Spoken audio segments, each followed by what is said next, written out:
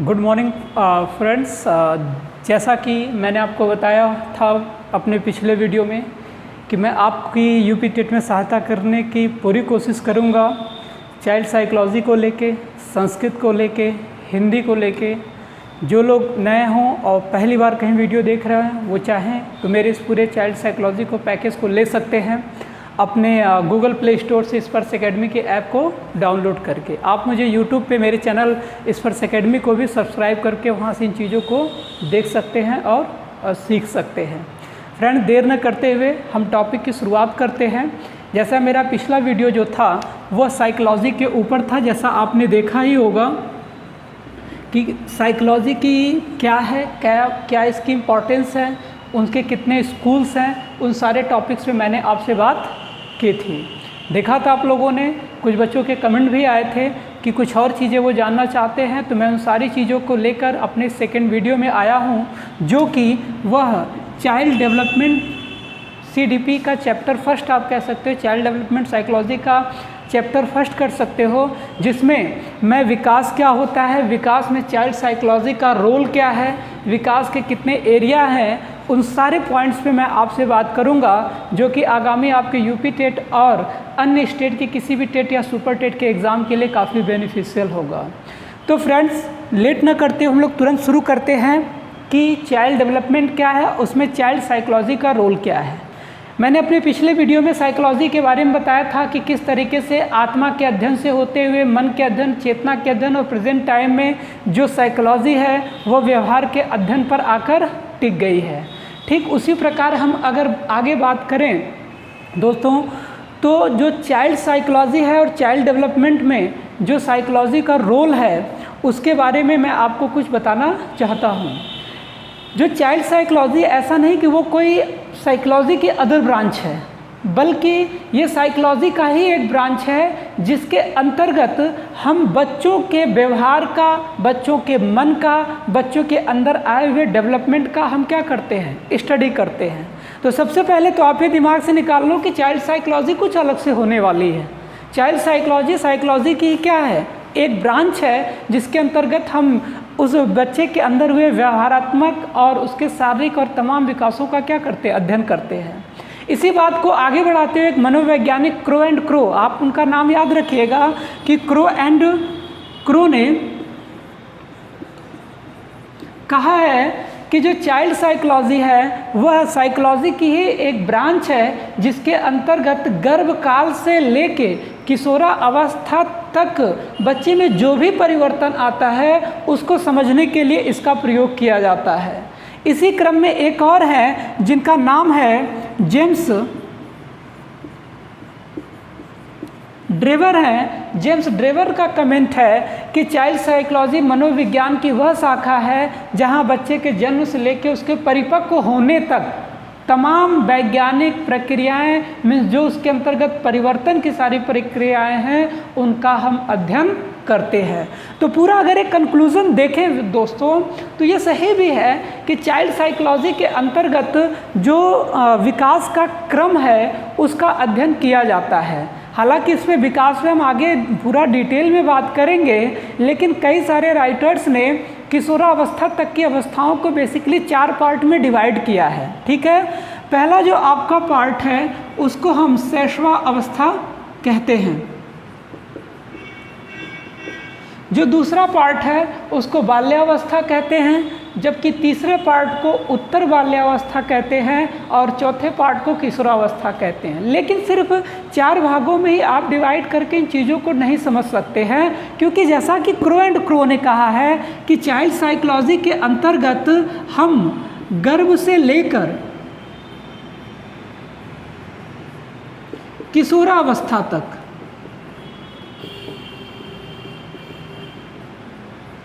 बच्चों के अंदर आए हुए परिवर्तन को स्टडी करते हैं। तो कहीं ना कहीं ये पॉइंट आपका सही भी है, क्योंकि बच्चा जिस दिन से गर्भ में आता है उसी दिन से उसके अंदर सारे परिवर्तन होने शुरू हो जाते हैं। इसके लिए मैं एक छोटा सा एग्जाम्पल दूंगा आपको। जैसे आपने महाभारत की कहानी सुनी होगी, उसमें अभिमन्यु का भी एक पार्ट उसमें आया था, जिनकी कौरवों ने घेर कर एक व्यू रचना कर उनको घेर कर उनकी हत्या कर दी थी।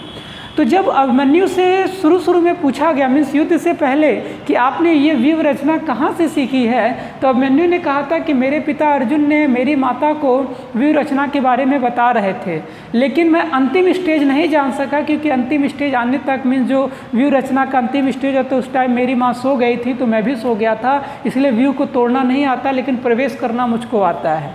तो आप समझ सकते हो कि जिस दिन से बच्चा गर्भ में आता है उस दिन से इस प्रकार के डेवलपमेंट क्या होते हैं, शुरू हो जाते हैं। एक और मैं घटना कहना चाहूँगा, जैसे जब भी बच्चा पेट में आता है, मीन्स गर्भ में आता है, तो आप देखे होंगे कि परिवार के सदस्य कहते हैं अच्छा खाओ, अच्छा सोचो, अच्छे तरीके से रहो। अगर सूर्य ग्रहण या चंद्र ग्रहण लगता है तो वहाँ पे स्पेशली प्रेग्नेंट औरतों के लिए काफ़ी ज़्यादा केयर करना पड़ता है। तो ऐसा क्यों है? अगर उन बच्चों, मीन्स जो पेट के अंदर उनके ऊपर प्रभाव नहीं पड़ता, तो बाहर लोग ऐसी बातें क्यों कहते? तो इसका सीधा यही मतलब है कि जिस दिन से बच्चा गर्भ में आता है उस दिन से उसके अंदर डेवलपमेंट होना शुरू हो जाता है, और जैसा माँ बाप का एटीट्यूड रहता है वो ठीक वैसा ही बिहेवियर उन बच्चों के अंदर भी ट्रांसफॉर्म होता रहता है। तो जो क्रो एंड क्रो का या फिर जेम्स ड्रेवर का जो आपका कमेंट है वो कहीं ना कहीं सही है कि जिस दिन से गर्भकाल से लेकर जब तक किशोरावस्था होती है तब तक बच्चों के अंदर डेवलपमेंट होता है, और उन तमाम डेवलपमेंट की जो चीज़ें हैं उनको हम स्टडी करते हैं। किसके अंतर्गत करते हैं? वो हम करते हैं आपका चाइल्ड साइकोलॉजी के अंतर्गत कहते हैं। ठीक है, अभी जब इस पॉइंट पे हम और आगे बढ़ेंगे तो हम देखेंगे कि जो चाइल्ड साइकोलॉजी का क्षेत्र है, आप देखेंगे कि वो सारा क्षेत्र बालक के विकास के एरिया को कवर करता है। अब आगे एक पॉइंट है जिस पे हम बात करेंगे, वो है बाल विकास का क्षेत्र। उस साइकोलॉजी के अगर इम्पोर्टेंस को हम देखें तो उसके अनुसार अगर हम पहली बात करें तो बाल विकास का जो क्षेत्र है, मीन्स जो स्कोप ऑफ चाइल्ड डेवलपमेंट है, हम उसमें पाएंगे कि स्कोप ऑफ चाइल्ड डेवलपमेंट 3 प्रकार के बेसिकली हैं। जहाँ मैंने यहाँ पे कुछ पॉइंट है, इसको लिखते भी चलिए, क्योंकि लिख के ही पढ़ना थोड़ा सा आपके लिए समझने और इन चीज़ों को बेहतर ढंग से एक्सप्रेस करने के लिए बेहतर रहेगा। तो जो अगर हम बाल विकास के स्कोप की अगर बात कर लें या डोमेन की अगर बात कर लें, तो इसमें जो पहला पॉइंट है बालक के विकास और परिपक्वता की अवस्थाएं। मीन्स जाहिर सी बात है, जब बाल विकास के अंतर्गत जब कोई बालक विकास करता है उसके अंदर मैचुरेशन मीन्स परिपक्वता आती है, उन तमाम अवस्थाओं का अध्ययन भी हम किसके अंतर्गत करते हैं? चाइल्ड साइकोलॉजी मीन्स बाल मनोविज्ञान के अंतर्गत ही करते हैं। पॉइंट नंबर 2 है बालक के विकास पर वातावरण का प्रभाव। एक बालक जब बड़ा होता है तो उसके विकास पर वहाँ उस जगह की, जिस परिवार में, जिस समाज में, जिन लोगों के बीच में वो रहता है, उसके इन्वायरमेंट मीन्स उसके वातावरण का बड़ा प्रभाव देखने को मिलता है। ठीक है, नो डाउट वातावरण के अलावा बच्चे को आनुवंशिकता भी प्रभावित करती है, जिसके बारे में हम आगे के टॉपिक में बात करेंगे। लेकिन जो दूसरा बाल विकास का क्षेत्र है वो यही है कि बालक के विकास पर वातावरण का क्या प्रभाव है, उसको भी हम चाइल्ड साइकोलॉजी की ब्रांच के अंतर्गत ही हम स्टडी करते हैं। जो तीसरा आपका पॉइंट है कि बालक और समाज के बीच सामाजिक और मनोवैज्ञानिक क्या प्रतिक्रियाएं हैं। मतलब जो बालक है जहाँ रहता है, जिस समाज में रहता है, समाज और उसके बीच में क्या अंडरस्टैंडिंग है, क्या समझ है, उनके प्रति क्या वो टेक्निकल और साइकोलॉजिकल अपना एटीट्यूड दिखाता है, वो सारी चीज़ें हम स्टडी करते हैं बाल मनोविज्ञान के अंतर्गत। ये सारे जो पॉइंट है मीन्स ये जो तीनों अवस्थाओं की हम बात कर रहे हैं, इसको निर्धारित करने के लिए एक महान जो साइकोलॉजिस्ट हैं क्रो एंड क्रो ने इस पे ज़्यादा जोर दिया है। तो आप भी याद कर लीजिए कि जो बाल विकास की अवस्थाएं हैं वह बेसिकली कितने हैं? 3 हैं, जहां बालक का विकास और परिपक्वता है, दूसरा वातावरण का प्रभाव है, तीसरा बालक और समाज के बीच में जो मनोवैज्ञानिक एक तरीके से कह लें तो प्रतिक्रियाएं हैं, उस पर हम देखने को मिलता है। ठीक है, इसके अतिरिक्त विकास, एक क्वेश्चन आपका या आपके दिमाग में ये आएगा कि वास्तव में विकास है क्या? क्या विकास और ग्रोथ दोनों एक ही चीज़ है? तो अब मैं आपको बताता हूँ कि विकास और अभिवृद्धि मीन्स डेवलपमेंट और growth both are different things. दोनों क्या है? अलग चीज़ है। तो आइए उस पॉइंट को भी हम यहाँ पर समझते हैं।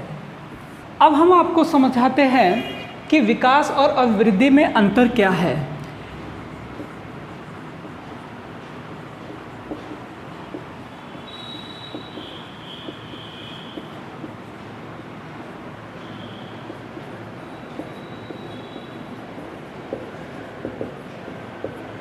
थोड़ा सा इसको लिखना भी पड़ेगा। अगर आपको हिंदी थोड़ा सा टफ लग रही हो तो आप समझ सकते हो विकास का मतलब डेवलपमेंट से है, जबकि अभिवृद्धि का मतलब ग्रोथ से है। तो इन दोनों में पहले बेसिक अंतर आपको समझना पड़ेगा। देखिए, बच्चा जिस दिन से गर्भ में आता है उस दिन से दोनों प्रक्रियाएं शुरू हो जाती हैं। बच्चा गर्भ में ग्रोथ भी करता है और उसके अंतर्गत उसमें विकास भी होता है।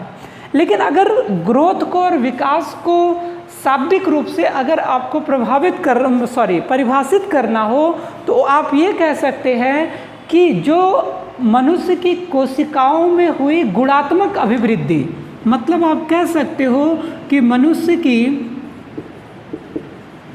कोशिकाओं में गुणात्मक जो अभिवृद्धि होती है उसको हम क्या कहते हैं? उसको हम ग्रोथ कहते हैं। जबकि अगर हम विकास की बात कर लें तो विकास का जो कॉन्सेप्ट है वह इससे क्या है, थोड़ा सा अलग है। विकास के लिए आप कह सकते हो कि विकास जो होता है वो मनुष्य के अंदर आए हुए हर प्रकार के परिवर्तन, मीन्स उसके आकृति में आए हुए परिवर्तन, उसके स्वरूप में आए हुए परिवर्तन, उसके व्यवहार में आए हुए परिवर्तन, उसकी सोच में आए हुए परिवर्तन, उसके इमोशंस में आए हुए परिवर्तन को आप किसके नाम दोगे? आप डेवलपमेंट का नाम दोगे। अभिवृद्धि जो होती है वह एक लिमिटेड पीरियड तक होती है, अभिवृद्धि हमेशा नहीं हो सकती है। जैसे कि एग्जांपल दें कि आपकी अगर हाइट 6 फुट है जिसे आपने अपनी 20-25 की उम्र में प्राप्त कर लिया है, तो ऐसा नहीं कि 60 बरस होते होते आपकी हाइट 10 से 15 फुट होने वाली है। मीन्स अभिवृद्धि है वो आपकी वहीं पर रुक जाएगी। लेकिन जो मैच्योरिटी के रूप में जो आपके अंदर डेवलपमेंट होगा वो क्या है, वो हमेशा चलता रहेगा जब तक कि आप मृत्यु न प्राप्त कर लें। अगर इसको एक डायग्राम के समझने की कोशिश करें तो ये आपका विकास है और उस विकास में कहीं ये छोटा सा आपका ये क्या है, यही आपकी ग्रोथ है, यही आपकी अभिवृद्धि है। तो अब आप समझ सकते हैं कि विकास और ग्रोथ का एरिया कितना डिफरेंट है और कितना अलग है। स्किनर ने इसको परिभाषित करते हुए कहा भी है कि जो विकास होता है यह आकृति या स्वरूप का परिवर्तन ही विकास होता है, जो एक निरंतर प्रक्रिया है, जो एक निरंतरता पर आधारित है और जब आदमी क्या कहते हैं गर्भ में आता है तब से शुरू होता है और जब तक कब्र में जब तक मर नहीं जाता तब तक चलता है। एक डायलॉग भी है कि विकास कब से शुरू होता है, वुम्ब से लेकर टॉम तक, गर्भ से लेके कब्र तक चलता है। अब आप ये मत कहिएगा किसी हम धर्म विशेष की वैसे बात कर रहे हैं, मीन्स ये जब तक आदमी मरता नहीं है तब तक वो विकास की प्रतिक्रियाएँ क्या है, चलती है। इस पे हरलाग का एक कमेंट है, बड़ा अच्छा कमेंट है, आप उसको लिख लीजिए या उसको आप लोग क्या करिए, याद कर लीजिए। हरलाग ने कहा है कि विकास अभिवृद्धि तक सीमित नहीं है, यह एक सतत प्रक्रिया है जो निरंतर चलती रहती है और परिपक्वता की तरफ अग्रसर होती है। इसी प्रकार टाइलर ने कहा है कि विकास जो है वह एक दिशा की तरफ अग्रसर होता है। तो 2 कमेंट आप याद रखिएगा हरलाग ने कहा है कि विकास अभिवृद्धि तक सीमित नहीं है और यह एक सतत प्रक्रिया आगे चलती रहती है जो परिपक्वता तक जाती है, जबकि टाइलर ने इस बात को कहा है कि विकास जो है वह एक दिशा की तरफ अग्रसर रहता है। ठीक है, एक और पॉइंट है जो एक टेट के एग्ज़ाम में पूछा गया है कि विकास की गति कैसी है। तो आपको बता दें जो विकास की गति है वह सामान्य से विशिष्ट की तरफ जाती है। क्लियर हो गया? मीन्स जो विकास की गति है वो हमेशा सामान्य से विशिष्ट की तरफ जाती है। और ये सही भी है, जैसे जिस दिन बच्चा पैदा होता है ऐसा नहीं कि उसको हर प्रकार की नॉलेज होती है, बट जैसे जैसे उसके अंतर्गत मानसिक रूप से शारीरिक रूप से डेवलपमेंट होता है तो वह चीज़ों को समझने लगता है और उसकी सोच विशिष्ट सोच में क्या होती है, परिवर्तित हो जाती है। तो 2-3 पॉइंट आप याद रखिएगा कि विकास की गति कैसी है, सामान्य से विशिष्ट की ओर जाती है। हर्लॉक ने इसे क्या है, परिपक्वता तक जाने वाला कहा है। टायलर ने इसे एक दिशा की तरफ अग्रसर रहने वाला कहा है, जबकि स्किनर ने कहा है कि यह क्या है, यह एक सतत प्रक्रिया है जो गर्भ से लेके मृत्यु तक, मीन्स लास्ट स्टेज तक आपकी चलती रहती है। ठीक है, जबकि अभिवृद्धि जो है, अभिवृद्धि आपका लिमिटेड है, जब वो हर समय आपकी जारी नहीं रह सकती है। इसी क्रम में आगे बढ़ते, विकास को परिभाषित करते हुए गेसेल ने बड़ा एक अच्छा कमेंट किया है, याद रखिएगा। यहाँ से क्वेश्चन आपको बन सकता है कि विकास क्या है इनकी नज़र में। तो इन्होंने विकास को प्रत्यय से अधिक कहा है, मीन्स इनकी नज़र में जो विकास होता है वो प्रत्यय से अधिक है। एक बार पॉइंट और इसमें इन्होंने जोड़ा है कि आप विकास को देख, सुन और जांच और माप भी सकते हैं। मतलब जो भी बच्चे के अंदर डेवलपमेंट हुआ है उसके विकास को देखा, सुना और जांचा भी जा सकता है, जिसके लिए उन्होंने 3 डायरेक्शन की बात की है। ठीक है, वो डायरेक्शन कौन कौन से उनके बारे में जान लेते हैं। वो है आपका शरीर अंग विश्लेषण है। जो दूसरा पॉइंट है आपका वो है आपका शरीर ज्ञान है। और तीसरा जो सबसे इम्पॉर्टेंट पॉइंट उन्होंने बात की, जिसका मैंने पिछले वीडियो में भी बात किया था, वो है आपका व्यवहारात्मकता है। ठीक है, उन्होंने कहा है कि इन तीनों पॉइंट पे आप एक बालक के अंदर हुए विकास को जांच या नाप सकते हैं। तो ये इसलिए इम्पोर्टेंट है, आपसे पूछ सकता है कि किसने कहा है कि विकास प्रत्यय से अधिक है, तो आपका उत्तर क्या होगा, गेसेल ने। ये भी पूछ सकता है कि गेसेल ने किन 3 मुद्दों की बात की है जिससे विकास को नापा जा सकता है। तो आप शरीर अंग विश्लेषण, शरीर ज्ञान और व्यवहारिकता से आप विकास को क्या कर सकते हैं, नाप सकते हैं। ठीक है, तो ये तो बात रही चाइल्ड के डेवलपमेंट की, मीन्स उसके अंदर हुए विकास की। अगर हम विकास के आधार की बात कर लें कि मीन्स विकास का आधार क्या है, मीन्स अगर किसी बच्चे के अंदर कोई विकास होता है तो उसका आधार क्या, किस आधार पे उसके अंतर्गत वो एक शेप लेता है, उसका मानसिक, उसका शारीरिक डेवलपमेंट होता है। तो मैं आपको बता दूं कि विकास के बेसिकली 2 ही मेन आधार हैं। वैसे इफेक्ट तो बहुत कुछ डालते हैं, लेकिन बेसिकली क्या है, 2 ही मेन है जो आधार पे हैं। पहला आपका है आनुवंशिकता और दूसरा आपका है पर्यावरण। फ्रेंड्स, मैं आपको बता दूं कि जब भी कोई बच्चा बड़ा होता है तो आनुवंशिकता का उसके डेवलपमेंट पे, उसकी अभिवृद्धि तक पे बड़ा प्रभाव देखने को मिलता है। और दूसरा जो सबसे मेजर पॉइंट है, पर्यावरण का भी उसके डेवलपमेंट पे बहुत ज़्यादा प्रभाव पड़ता है। आनुवंशिकता को अगर समझना हो तो मैं आपको शॉर्ट में बताता हूँ, आगे इस पर एक वीडियो भी बन रहेगा आपका, क्योंकि आपके टेट में आनुवंशिकता और पर्यावरण का एक स्पेशल टॉपिक भी है जिसको मैं डिफाइन करूँगा। तो मैं बस इतना कह दूँ आपको कि जब बच्चा जिस दिन गर्भ से में आता है, आनुवंशिक लक्षण उसी दिन से उसमें ट्रांसफ़र होने लगते हैं। वो कैसा होगा, लंबा होगा, चौड़ा होगा, काला होगा, गोरा होगा, उसके शारीरिक बनावट कैसी होगी, इवन उसका मानसिक जो डेवलपमेंट है वो कैसा होगा, उसमें सबसे बड़ा रोल अगर कोई प्ले करता है तो वो कौन करता है, आनुवंशिक करता है। जैसे एक छोटा सा एग्जांपल दूंगा, एक शेर का बच्चा है, आप लाख उसे बचपन से ही अच्छे माहौल में रखिए, लेकिन एकदम कहते हैं कि शिकार की दुनिया से दूर रखिए, लेकिन जैसे ही वो बड़ा होगा और उसे अगर शिकार करना होगा तो अपने शिकार पर वो उसी अनुसार जंप करके पकड़ेगा जैसे नॉर्मल शेर करते हैं। तो अब ये कहेंगे कि ये कैसे है, आप ये सोचेंगे यार इसको तो मैंने उस पर्यावरण में नहीं रखा लेकिन फिर भी वो ऐसी हरकत क्यों कर रहा है। बस रीज़न यही है कि वो सब गुण उसको कहाँ मिले हैं, आनुवंशिक रूप से मिले हैं। इसके ठीक अतिरिक्त पर्यावरण का भी एक बच्चे के ऊपर बेहद गंभीर परिणाम होते हैं। इन दोनों के बारे में हम आगे के जो वीडियो है उस पर हम क्या करेंगे, डिस्कशन करेंगे। तो विकास के आधार पे आप ध्यान दीजिए, 2 होते हैं। अब इसके बाद जो हम बात करेंगे कि विकास को प्रभावित करने वाले या विकास को जो प्रभावित करने के मेन कारक हैं, जो मेन कारण हैं, उनके बारे में हम बात करने जा रहे हैं। तो आइए पहले उसको भी हम लोग समझ लेते हैं।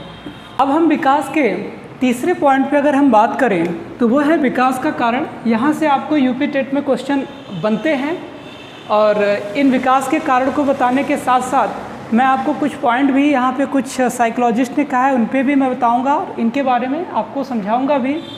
ध्यान से सुनिएगा और लिखना होगा तो कॉपी ओपन करके लिखिएगा भी। अगर किसी को हिंदी में समस्या है तो मैं इंग्लिश में भी उसको लिख देता हूँ।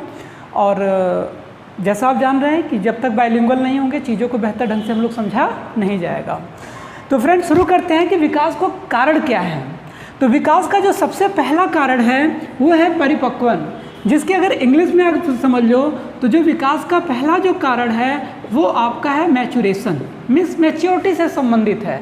देखिए जब आपके अंदर धीरे धीरे मैच्योरिटी आएगी, और मैच्योरिटी आएगी कब? जब आप चीज़ों को सोचेंगे, समझेंगे, सीखेंगे, तब आपके अंदर वो मैच्योरिटी आएगी। और जब मैच्योरिटी आएगी तो आपके विकास का सबसे प्रमुख कारण बनेगी। ठीक है, तो ध्यान दीजिएगा, किसी भी बच्चे के अंदर विकास अगर हो रहा है तो उसके अंदर सबसे बड़ी चीज़ ये है कि उसको धीरे धीरे मैच्योर हो रहा है। और परिपक्वन मीन्स मैच्योरेशन उसके लिए क्या है, सबसे एक इम्पॉर्टेंट रोल अदा कर रहा है। जो दूसरा पॉइंट है वो है अधिगम का, जिसको हम लर्निंग भी कहते हैं। ठीक है, विकास का लर्निंग एक प्रमुख कारण भी है, क्योंकि बच्चा धीरे धीरे सीखता है और सीखते सीखते उसके अंदर मैच्योरेशन आता है जो उसके विकास में सहायक होता है। तो ध्यान दीजिएगा कि लर्निंग भी एक इम्पॉर्टेंट एस्पेक्ट है, एक इम्पॉर्टेंट काज है किसी बच्चे के विकास में। तीसरा जो है एक्टिविटी या एक्टिवनेस कह सकते हो आप इसके लिए, कि वह कितना सक्रिय है। देखिए उसी बच्चे का मानसिक और शारीरिक विकास अच्छा होगा जो बच्चा एक्टिव होगा। अक्सर आपने देखा होगा कि जो डल बच्चे होते हैं, ठीक है, वे बच्चे जो हैं किसी भी फील्ड में, चाहे एजुकेशन की फील्ड हो चाहे गेम की फील्ड हो, वहाँ अच्छा प्रदर्शन नहीं करते हैं। तो कहीं ना कहीं उसका शारीरिक और मानसिक विकास भी क्या होता है, बड़ा बाधक होता है। तो अगर उसके अंदर विकास अच्छे तरीके से हो रहा है तो उसका सबसे बड़ा यही रीज़न है कि वह मानसिक और शारीरिक रूप से क्या है, एक्टिव है, सक्रिय है। तो विकास के एक कारण के रूप में ये भी हो सकता है। जो चौथा पॉइंट है वो है आपका स्ट्रगल। स्ट्रगल मीन्स संघर्ष। किसी भी व्यक्ति, वस्तु या पेड़ या कोई जानवर भी हो, अगर उसको आगे बढ़ना है तो संघर्ष का भी एक बड़ा रोल होता है।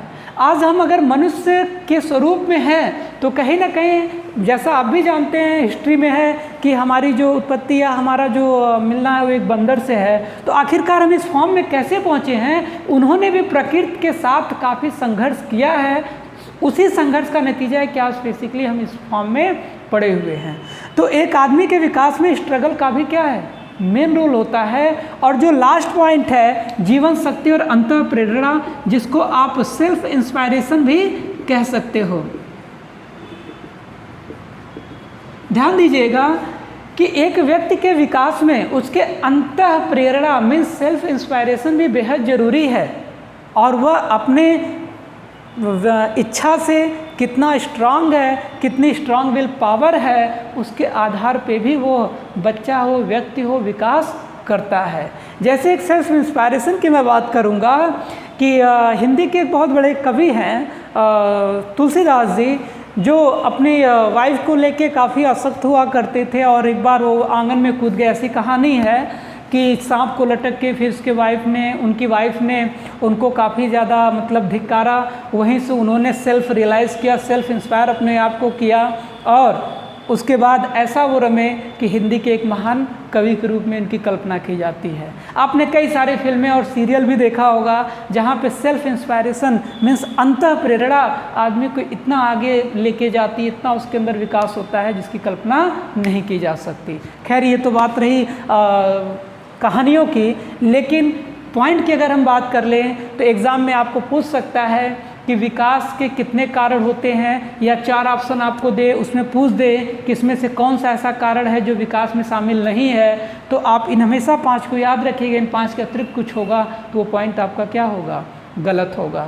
ठीक है, तो विकास का पहला परिपक्वन, मैच्योरेशन, अधिगम, लर्निंग, सक्रियता, एक्टिव, संघर्ष, स्ट्रगल, जीवन शक्ति और अंतः प्रेरणा मीन्स सेल्फ इंस्पायरेशन है। ठीक है, अधिगम को अगर हम थोड़ा सा परिभाषित करना चाहेंगे यहाँ पे, क्योंकि यहाँ पे थोड़ा सा इस अधिगम वाले पॉइंट में कुछ पॉइंट ऐसा है जो आपको टेट के एग्जामिनेशन में पूछ सकता है, तो मैं उस पॉइंट को पहले लिखता हूँ, फिर उसके बाद आपको समझाने की कोशिश करता हूँ। लर्निंग के लिए एक पॉइंट याद रखिएगा, वैसे लर्निंग पे आगे एक पूरा वीडियो ही है, लेकिन इस पॉइंट को मैं यहीं पे आपको बताना चाह रहा हूँ कि लर्निंग मीन्स जो आपका अधिगम है वह प्रक्रिया है। लर्निंग ऐसी प्रक्रिया होती है जो अभ्यास मीन्स जो आपका प्रैक्टिस होता है, ठीक है, चुनाव सेलेक्टिविटी, निर्देशन डायरेक्शन और प्रायोजन मीन्स पर्पस प्लान कह सकते हो, इनसे पूर्ण होता है। तो एग्जाम में आपसे क्वेश्चन बन सकता है कि लर्निंग किन चीज़ों से पूर्ण होती है या कौन कौन से ऐसे ऑब्जेक्ट्स हैं जिनसे लर्निंग पूर्ण होती है। तो आप ध्यान रखिएगा, अभ्यास में प्रैक्टिस है, चुनाव सेलेक्टिविटी है, निर्देशन डायरेक्शन और प्रायोजन, इन 4 पॉइंट से आपका क्या होता है, लर्निंग का प्रोसेस पूरा होता है। चूँकि अभी हम लोग लर्निंग पढ़ रहे थे, इसलिए हमने आपको यहाँ पर बता दिया। उसके साथ साथ मैं जीवन शक्ति और अंतःप्रेरणा पर एक बड़ा इम्पॉर्टेंट कमेंट है प्रोफेसर नन का, मैं चाहूँगा कि उसको आप लोग सुन लीजिए, जो उन्होंने कहा है कि जीवन शक्ति के कारण ही एक बालक जो है वह पूर्ण मनुष्य बनता है। इस पॉइंट को याद रखिएगा, हो सकता है आपसे पूछ ले एग्जाम में कि वह कौन सी ऐसी विकास की ब्रांच है जिससे कोई बालक या कोई मनुष्य पूर्ण मनुष्य बनता है, तो उसको याद रखिएगा वो कौन है, जीवन शक्ति। या हो सकता है पूछ ले कि जीवन शक्ति के कारण एक मनुष्य पूर्ण मनुष्य बनता है, यह किसने कहा था, तो प्रोफेसर नन ने कहा था, ठीक है। तो इन सारे पॉइंट को जितना मैं आपको बताया हूँ, इसको आप एक बार नोट डाउन कर लीजिए। अगर कोई कन्फ्यूज़न है तो आप कमेंट करते रहिए, आज मुझे स्क्रीन पे चल रहे नंबर पे व्हाट्सअप भी कर सकते हैं, आप मेरे चैनल को भी सब्सक्राइब करके वहाँ से जानकारी इसकी ले सकते हैं। इसके साथ साथ एक पॉइंट मैं आपको बता दूँ कि अगर आपको किसी भी पॉइंट पर कोई समस्या है तो आप ऑफलाइन मेरे इंस्टीट्यूट पर आके इसको समझ सकते हैं। अब मैं जो आगे बात करने जा रहा हूँ, जो अपने नेक्स्ट वीडियो में बात करूँगा, वह विकास की अवस्थाओं पे मैं आपसे बात करूँगा कि विकास की कौन कौन सी अवस्थाएं हैं। ज़रूर देखिएगा, पार्ट 3 जो आपका चाइल्ड डेवलपमेंट को लेके है, जो टेट के लिए काफ़ी इंपॉर्टेंट रहने वाला है। सो फ्रेंड्स, आज इतना ही, मिलते हैं नेक्स्ट वीडियो में।